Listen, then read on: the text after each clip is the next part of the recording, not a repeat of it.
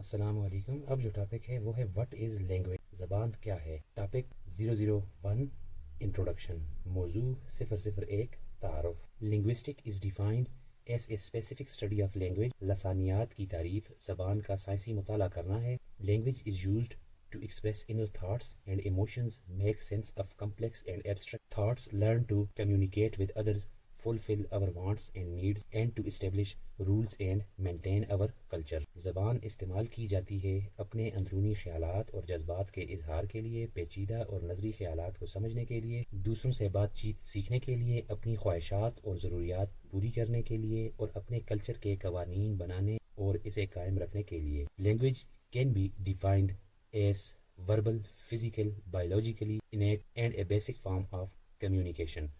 زبان کی تعریف اس طرح بھی کی جا سکتی ہے کہ یہ زبانی، جسمانی، فطری طور پر پیدائشی صلاحیت ہے اور یہ بات چیت کی بنیادی شکل ہے۔ The question what is language is equal to what is life۔ سوال زبان کیا ہے بالکل اسی طرح ہے جیسے سوال زندگی کیا ہے۔ It is difficult to define the word language especially when it has many alternate words in other language۔ اب اس کو سمجھتے ہیں۔ لفظ زبان کی تعریف کرنا مشکل ہے، خاص طور پر اس لیے کہ دوسری زبانوں میں اس کے بہت سے متبادل الفاظ ہیں۔ In French, two words are found for the word language: language and lingui, whereas in Italian the alternate words are linguago and lingua۔ فرانسیسی میں لفظ language کے لیے دو الفاظ ملتے ہیں، لینگویج اور لینگوی، جبکہ اطالوی میں اس کے متبادل الفاظ لنگواگو اور لنگوا ہیں۔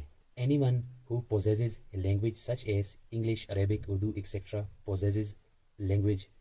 جو بھی شخص کسی زبان کا مالک ہو جیسے انگریزی، عربی، اردو وغیرہ، وہ دراصل زبان کا مالک ہے۔ One cannot possess or use natural language without possessing or using some particular natural language۔ کوئی بھی شخص فطری زبان کا مالک یا استعمال کرنے والا نہیں بن سکتا جب تک کہ وہ کسی خاص فطری زبان کا مالک یا استعمال کرنے والا نہ ہو۔ The term natural language is applied to a variety of other systems of communication, notation or calculation about which there is a room for dispute۔ e.g. computer or mathematical language are different from human language, so they cannot count as natural languages۔ اصطلاح فطری زبان کا اطلاق بات چیت، علامات یا حساب کے دوسرے نظاموں پر بھی ہوتا ہے جن پر اختلاف کیا جا سکتا ہے۔ مثلا کمپیوٹر کی زبان یا ریاضی کی زبان انسانوں کی زبان سے مختلف ہیں، اس لیے انہیں فطری زبانیں نہیں کہا جا سکتا۔ These notational systems are artificial rather than natural, irrespective of whether they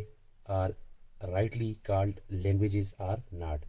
یہ علامتی نظام فطری نہیں بلکہ مصنوعی ہیں، چاہے انہیں زبان کہا جائے یا نہ کہا جائے۔ Pre-existing natural languages are called Esperanto۔ پہلے سے موجود فطری زبانوں کو ایسپرانٹو کہا جاتا ہے۔ Thousands of recognizably distinct natural languages are spoken throughout the world۔ دنیا بھر میں ہزاروں واضح طور پر مختلف فطری زبانیں بولی جاتی ہیں۔ The main question here is to find out whether all natural languages have something in common not shared by other systems of communication, i.e. animal communication and artificial languages created by human beings۔ اب اس کو سمجھتے ہیں۔